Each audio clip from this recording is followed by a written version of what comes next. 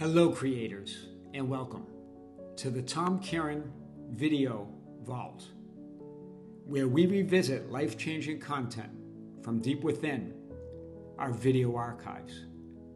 What if one of the greatest misunderstandings about conscious creation has been the belief that wanting something pushes it away?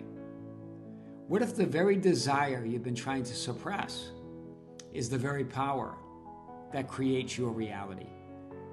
In this video, you'll rediscover why desire is not a sign of lack, resistance, or attachment, but the very impulse of consciousness expressing itself through you and as you.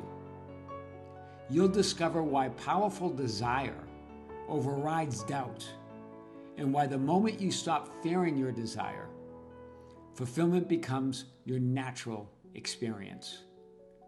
Now, let's open the vault once again and rediscover the extraordinary simplicity of consciously creating the life of your wildest dreams. Welcome back to the Kearin channel. One of you mentioned that you've been told that wanting and desiring something pushes it away. And you asked, well, how do I not want what I want? How do I not desire what I desire? Well, we're going to talk about this today and more. Remember, wanting and desiring doesn't push anything away. It's the power of creation. It's the power that manifests it. Do you see? Wanting isn't a weakness or an attachment. Desire isn't resistance. Wanting and desiring isn't lack. On the contrary, it's divine intelligence, that source that you are moving through you and as you, screaming to you saying, it's yours, it's done, you are that.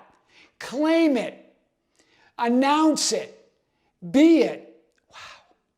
Do you see? Resistance and attachment comes from the idea that you deny it, that you deny what's already yours, that you put conditions on it, believing you don't deserve it, or you're not worthy, or that you have to manifest it with processes and techniques, or that you have to go on a mental diet, that you've got to think certain thoughts and feel certain feelings to be deserving of what you want and desire. To want it and desire it means it's done. It means it's already yours. Remember, we talked about the idea of what desire is and what wanting is. It's that innate urge of you as source, to know yourself as source, to know yourself as all that is. It's consciousness being conscious. It's awareness being aware. Aware of what? Conscious of what? Of itself, because there's only awareness and consciousness. It's you as all that is, knowing yourself as all that is. Wow. And remember what Abraham Hicks said. Esther Hicks is that channel that channels the non-physical Abraham. But I do like this quote that she said. If your desire is strong enough, it doesn't matter what you believe. In other words, it doesn't matter about your doubts and any ideas of resistance or attachment that you may be creating. Because that desire, if your desire is strong enough, it becomes your dominant vibration and overrides all other vibrations, all other doubts or beliefs. Wow. Why is that true, though? What is Abraham Hicks pointing at here? Because desire and wanting is your innate urge or impulse of source to know yourself as source. It's existence existing. It's life living. It's the livingness of life. It's the innate impulse or urge of existence to exist. It's consciousness to be conscious and awareness to be aware.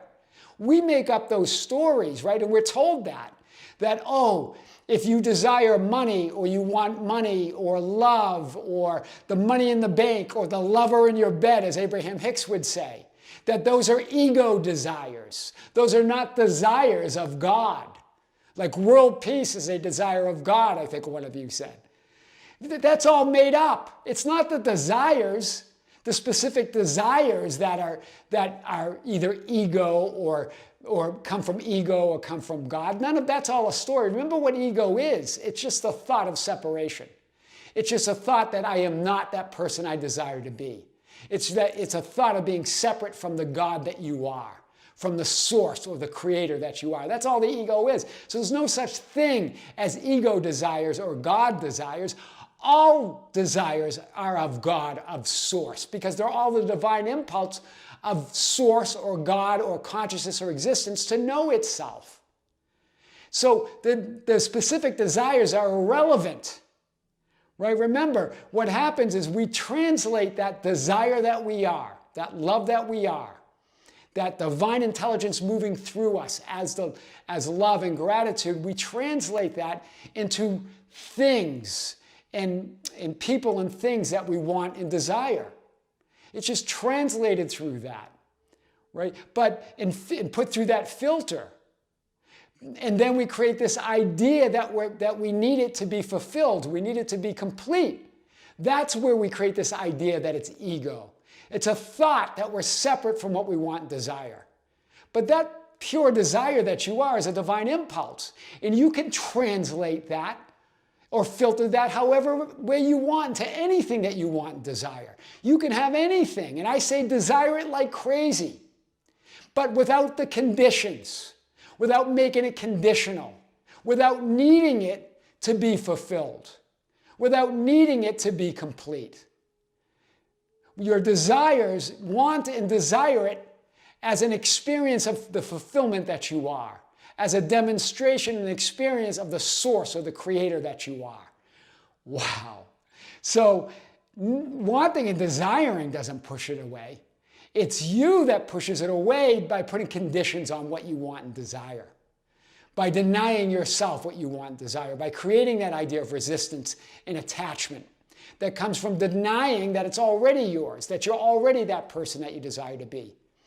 Looking at things, you don't need it to be fulfilled. It's an expression of the fulfillment and love that you already are. Wow. I am your host, Tom Kearin, and this is the Tom Kearin channel and studios of Be Something Wonderful, where we help you level up and become the best version of yourself. Level up. Creators, until next time, be sure to watch our video on the Be Something Wonderful channel that we just released. And later this month on the Be Something Wonderful membership channel, we have our 5th live event where I answer your questions live while you ask them. It's always fun. Keep in mind, on the membership channel, we also have 28 other live events that we've already had. This is going to be our 29th event. And we have dozens of other videos and content specifically exclusive to the Be Something Wonderful membership channel. So if you're interested, check out the link below. With great love, with great light and infinite gratitude, this is Tom Kearin here on the Tom Kearin channel. Until next time, creators, see you soon.